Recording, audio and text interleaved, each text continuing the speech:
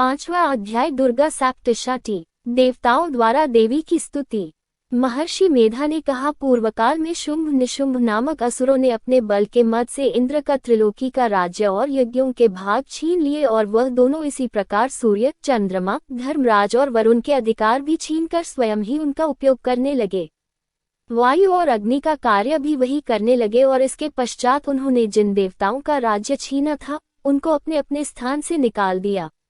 इस तरह से अधिकार छिने हुए दैत्यों तथा दैत्यों द्वारा निकाले हुए देवता अपराजिता देवी का स्मरण करने लगे कि देवी ने हमको वर दिया था कि मैं तुम्हारी संपूर्ण विपत्तियों को नष्ट करके रक्षा करूंगी। ऐसा विचार कर सब देवता हिमालय पर गए और भगवती विष्णुमाया की स्तुति करने लगे। देवताओं ने कहा, देवी को नमस्कार है, शिव को नमस्कार है, प्रकृति और भद्रा को नमस्कार है। हम लोग रौद्र, नित्य और गौरी को नमस्कार करते हैं। ज्योत्स्नामयी, चंद्रोरूपिणी व सुख रूपा देवी को निरंतर नमस्कार है। शरणागतों का कल्याण करने वाली, वृद्धि और सिद्धि रूपा देवी को हम बार दो नमस्कार करते हैं। और नैऋति, राजाओं की लक्ष्मी तथा सर्वाणी को नमस्कार है। दुर्गा को, दुर्ग स्थलों को पार करने वाली दुर्गपारा को, सारा, सर्वकारिणी, ख्याति कृष्ण और भूम्र देवी को सदैव नमस्कार है। अत्यंत सौम्य तथा अत्यंत रौद्र रूपा को हम नमस्कार करते हैं, उन्हें हमारा बारंबार प्रणाम है। जगत की आधारभूत कृति देवी को बार बार नमस्कार करते हैं। जिस देवी को प्राणी मात्र विष्णुमाया कहते हैं उसको नमस्कार है, उसको नमस्कार है, उसको नमस्कार है। जो देवी संपूर्ण प्राणियों में चेतना कहलाती है उसको नमस्कार है, उसको नमस्कार है, उसको नमस्कार है। जो देवी संपूर्ण प्राणियों में बुद्धि रूप से स्थित है उसको नमस्कार है, उसको नमस्कार है, उसको नमस्कार है। जो देवी सब प्राणियों में निद्रा रूप से विराजमान है उसको नमस्कार है, उसको नमस्कार है, उसको नमस्कार है। जो देवी संपूर्ण प्राणियों में क्षुधा रूप से विराजमान है उसको नमस्कार है, उसको नमस्कार है, उसको नमस्कार है। जो देवी संपूर्ण प्राणियों में छाया रूप से स्थित है उसको नमस्कार है, उसको नमस्कार है, उसको नमस्कार है। जो देवी सब प्राणियों में शक्ति रूप से स्थित है उसको नमस्कार है, उसको नमस्कार है, उसको नमस्कार है। जो देवी संपूर्ण प्राणियों में तृष्णा रूप से स्थित है उसको नमस्कार है, उसको नमस्कार है, उसको नमस्कार है। जो देवी सब प्राणियों में शांति रूप से स्थित है उसको नमस्कार है, उसको नमस्कार है, उसको नमस्कार है। जो देवी सब प्राणियों में जाति रूप से स्थित है उसको नमस्कार है, उसको नमस्कार है, उसको नमस्कार है। जो देवी सब प्राणियों में लज्जा रूप से स्थित है उसको नमस्कार है, उसको नमस्कार है, उसको नमस्कार है।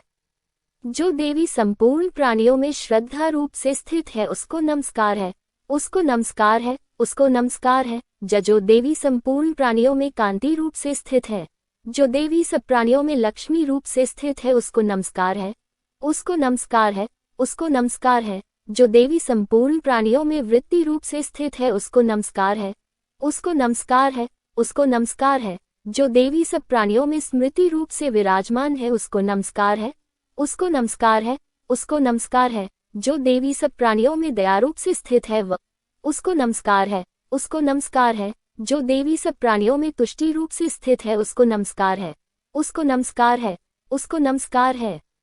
जो देवी संपूर्ण प्राणियों में मात्र रूप से स्थित है उसको नमस्कार है, उसको नमस्कार है, उसको नमस्कार है। जो देवी संपूर्ण प्राणियों में भ्रांति रूप से स्थित है उसको नमस्कार है, उसको नमस्कार है, उसको नमस्कार है। जो देवी संपूर्ण प्राणियों में नित्य व्याप्त रहती है उसको नमस्कार है, उसको नमस्कार है, उसको नमस्कार है। जो देवी चैतन्य रूप से इस संपूर्ण संसार को व्याप्त करके स्थित है उसको नमस्कार है, उसको नमस्कार है, उसको नमस्कार है। पूर्व काल में देवताओं ने अपने अभीष्ट फल पाने के लिए जिसकी स्तुति की है और देवराज इंद्र ने बहुत दिनों तक जिसका सेवन किया है वह कल्याण की साधना भूता ईश्वरी हमारा कल्याण और मंगल करे तथा सारी विपत्तियों को नष्ट कर डाले। असुरों के सताए हुए हम संपूर्ण देवता उस परमेश्वरी को इस समय नमस्कार करते हैं तथा जो भक्ति पूर्वक स्मरण किए जाने पर तुरंत ही सब विपत्तियों को नष्ट कर देती है वह जगदम्बा इस समय भी हमारा मंगल करके हमारी समस्त विपत्तियों को दूर करें। महर्षि मेधा ने कहा, हे राजन, इस प्रकार जब देवता स्तुति कर रहे थे तो उसी समय पार्वती देवी गंगा में स्नान करने के लिए आई। तब उनके शरीर से प्रकट होकर शिवा देवी बोली, शुंभ दैत्य के द्वारा स्वर्ग से निकले हुए और निशुंभ से हारे हुए ये देवता मेरी स्तुति कर रहे हैं। पार्वती के शरीर से अंबिका निकली थी, इसलिए उसको संपूर्ण लोक में कौशिकी कहते हैं। कौशिकी के प्रकट होने के पश्चात पार्वती देवी के शरीर का रंग काला हो गया और वह हिमालय पर रहने वाली कालिका देवी के नाम से प्रसिद्ध हुई। फिर शुंभ और निशुंभ के दूत चंद्रमुंड वहां आए और उन्होंने परम मनोहर रूप वाली अंबिका देवी को देखा। फिर वह शुंभ के पास जाकर बोले, महाराज, एक अत्यंत सुंदर स्त्री हिमालय को प्रकाशित कर रही है। वैसा रंग रूप आज तक हमने किसी स्त्री में नहीं देखा। हे असुरेश्वर, आप ये पता लगाएं कि वह कौन है और उसको ग्रहण कर ले। वह स्त्री स्त्रियों में रत्न है। वह अपनी कांति से 10 दिशाओं को प्रकाशित करती हुई वहां स्थित है, इसलिए आपका उसको देखना उचित है। हे प्रभु, तीनों लोकों के हाथी, घोड़े और मणि इत्यादि जितने रत्न हैं वह सब इस समय आपके घर में शोभायमान हैं। हाथियों में रत्न रूप ऐरावत हाथी और उच्चश्रवा नामक घोड़ा तो आप इंद्र से ले आए हैं। हंसों द्वारा जुता हुआ विमान जो कि ब्रह्मा जी के पास था, अब भी आपके पास है, और यह महापद नामक खजाना आपने कुबेर से छीना है। समुद्र ने आपको सदा खिले हुए फूलों की किंजलकिनी नामक माला दी है। वरुण का कंचन की वर्षा करने वाला छत्र आपके पास है। रथों में श्रेष्ठ प्रजापति का रथ भी आपके पास ही है। हे दैत्येंद्र, मृत्यु से उत्क्रांतिका नामक शक्ति भी आपने छीन ली है, और वरुण का पाश भी आपके भ्राता निशुंभ के अधिकार में है, और जो अग्नि में न जल सके ऐसे 2 वस्त्र भी अग्निदेव ने आपको दिए हैं। हे दैत्यराज, इस प्रकार सारी रत्नरूपी वस्तुएं आप संग्रह कर चुके हैं, तो फिर आप ये कल्याणकारी स्त्रियों में रत्नरूप अनुपम स्त्री आप क्यों नहीं ग्रहण करते? महर्षि मेधा बोले, चांदमुंड का ये वचन सुनकर शुंभ ने विचारा कि सुग्रीव को अपना दूत बनाकर देवी के पास भेजा जाए। प्रथम उसको सब कुछ समझा दिया और कहा कि वहां जाकर तुम उसको अच्छी तरह से समझाना और ऐसा उपाय करना जिससे वह प्रसन्न होकर तुरंत मेरे पास चली आए। भली प्रकार समझाकर कहना। दूत सुग्रीव पर्वत के उस रमणीय भाग में पहुंचा जहां देवी रहती थी। दूत ने कहा, हे देवी, दैत्यों का राजा शुंभ जो इस समय तीनों लोकों का स्वामी है, मैं उसका दूत हूँ और यहाँ तुम्हारे पास आया हूँ। संपूर्ण देवता उसकी आज्ञा एक स्वर से मानते हैं। अब जो कुछ उसने कहला भेजा है वह सुनो। उसने कहा है, इस समय संपूर्ण त्रिलोकी मेरे वश में है और संपूर्ण यज्ञों के भाग को पृथक पृथक मैं ही लेता हूँ, और तीनों लोकों में जितने श्रेष्ठ रत्न हैं वह सब मेरे पास हैं।